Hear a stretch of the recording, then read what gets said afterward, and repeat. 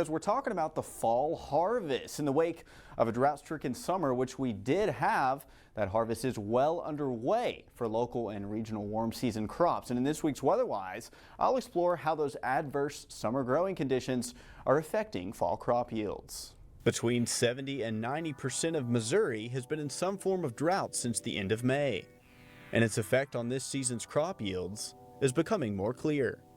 According to the University of Missouri's September Crop Income Outlook, a combination of weather-related stress and depressed prices dropped corn yields by 0.39 billion and soybeans by 0.46 billion compared to last year, an overall decline of 10 to 25%.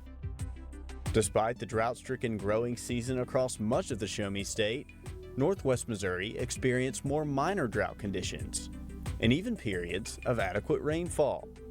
Kevin Moore, a local agronomist for the Missouri Farm Association, confirmed the positive effect it had on local corn and soybean crops. So I'd say compared to the rest of the state, Northwest Missouri was probably one of the better areas. There's still a lot of crops in the field, but it sounds like yields are pretty strong for both corn and soybeans. The height of this year's heat and drought took place locally in late August and September, when lengthy dry stretches and 95+ degree days were most common. Due to the timing of harshest growing conditions in this corner of the state, some crops were affected more than others.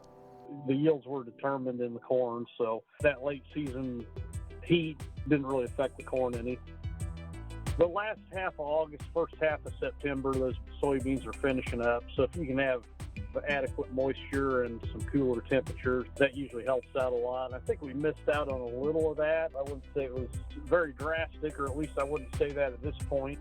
After a summer that made regional headlines for bouts of excessive heat and widespread drought, much of this season's local harvest is still very much intact.